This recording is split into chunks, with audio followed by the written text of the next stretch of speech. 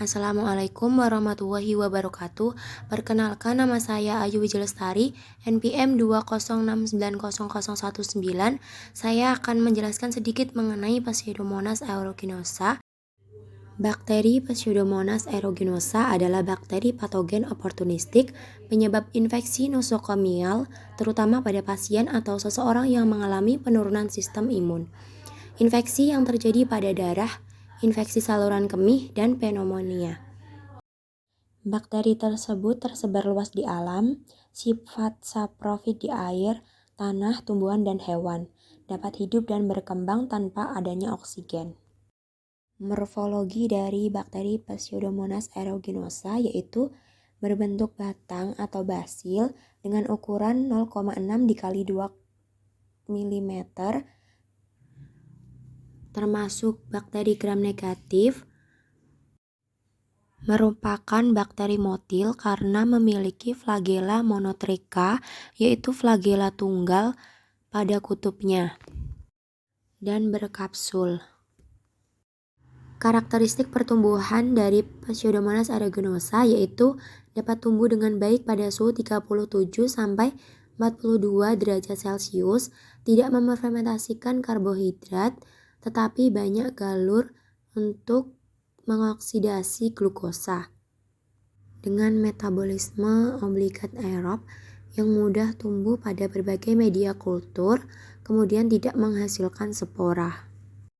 Klasifikasi dari bakteri Pseudomonas yaitu Kingdom Bacteria, Phylum Proteobacteria, kelas Gamma Proteobacteria, Ordo Pseudomonadales, famili Pseudomonastaceae, genus Pseudomonas, spesies Pseudomonas aeruginosa.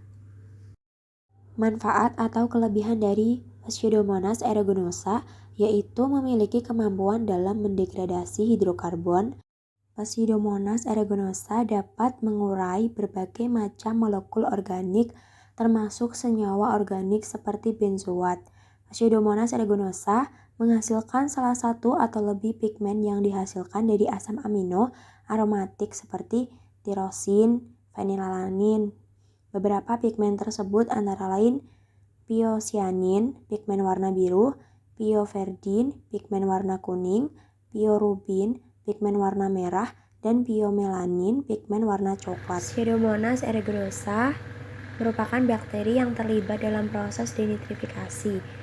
Denitrifikasi merupakan rangkaian siklus nitrogen yang berperan dalam mengembalikan senyawa nitrat yang terakumulasi di wilayah perairan, terutama laut. Kerugian dari bakteri Pseudomonas aeruginosa yaitu merupakan bakteri patogen utama bagi manusia.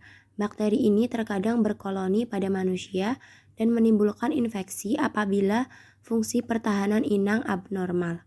Bakteri ini dapat tinggal pada manusia yang normal dan pada kulit manusia, dan bakteri tersebut sangat menjadi problem untuk pasien di rumah sakit yang menderita kanker, fibrosis kistik, dan luka bakar. Pseudomonas aeruginosa merupakan bakteri penyebab penyakit infeksi nosokomial. Infeksi nosokomial adalah infeksi yang didapatkan setelah penderita dirawat di rumah sakit, baik tumbuh pada saat dirawat di rumah sakit, juga pada penderita yang pulang dari rumah sakit. Pada bakteri Pseudomonas aeruginosa terjadi respirasi aerob dan respirasi anaerob. Respirasi aerob adalah respirasi yang membutuhkan oksigen dan terdapat 3 tahapan yaitu glikolisis, siklus Krebs, dan transport elektron. Setiap organisme mempunyai perbedaan jalur glikolisis yang menjadi kunci pembeda organisme tersebut. Pada bakteri Pseudomonas aeruginosa menggunakan jalur ED atau jalur Eppner-Deudorff, yaitu jalur yang dimulai dari pemecahan glukosa menjadi fosfogluconat, kemudian dipecah menjadi gliseraldehid trifosfat dan piruvik asid, kemudian dipecah menjadi piruvik asid plus NADH plus ATP. Piruvik asid dipecah menjadi asetil, kemudian menghasilkan CO2. Asetil dengan menggunakan NAD menghasilkan NADH dengan bantuan koenzim A menghasilkan asetil-CoA. Asam pirufat dari proses glikolisis selanjutnya masuk ke siklus Krebs setelah bereaksi dengan NAD+ dan koenzim A atau CoA membentuk asetil-CoA. Dalam peristiwa ini, CO2 dan NADH dibebaskan. Perubahan kandungan C dari 3C asam pirufat menjadi 2C atau asetil-CoA. Reaksi antara asetil-CoA atau 2C dengan asam oksaloasetat 4C dan terbentuklah asam sitrat 6C. Dalam peristiwa ini, CoA dibebaskan kembali. Asam sitrat 6C dengan NAD+ membentuk asam alfa-ketoglutarat atau 5C dengan membebaskan CO2.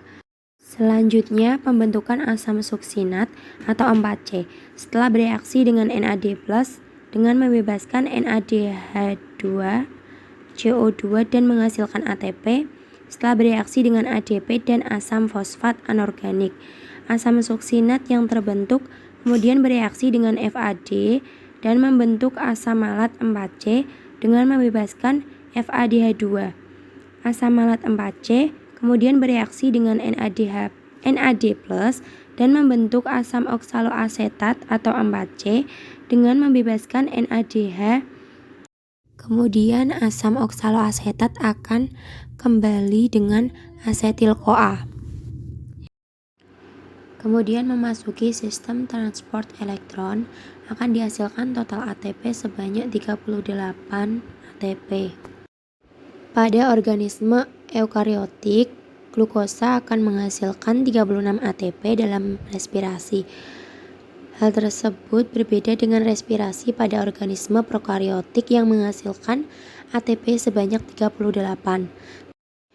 Telah diketahui bahwa oksidasi NADH atau NADPH2 dan FADH2 terjadi dalam membran mitokondria. Namun, ada NADH yang dibentuk di sitoplasma dalam proses glikolisis. Pada organisme eukariotik, untuk memasukkan setiap satu NADH dari sitoplasma ke dalam mitokondria diperlukan 1 ATP. Dengan demikian, 2 NADH dari glikolisis menghasilkan hasil bersih sebanyak 4 ATP setelah dikurangi 2 ATP.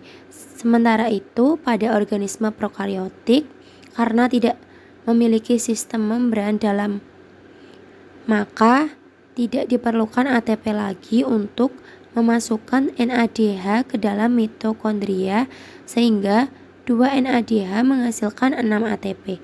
Akibatnya total bersih dari ATP yang dihasilkan saat proses respirasi aerob pada organisme prokariotik yaitu sebanyak 38 ATP. Respirasi aerob pada Pseudomonas aeruginosa terjadi pada proses denitrifikasi. Pseudomonas aeruginosa mengalami reaksi anaerob jika keadaan tanah tergenang, kandungan oksigen tidak ada, sehingga terjadi kondisi anaerobik. Pseudomonas aeruginosa memperoleh oksigen dari NO2- dan NO3- dengan melepaskan gas N2 dan N2O. Sekian, wassalamualaikum warahmatullahi wabarakatuh.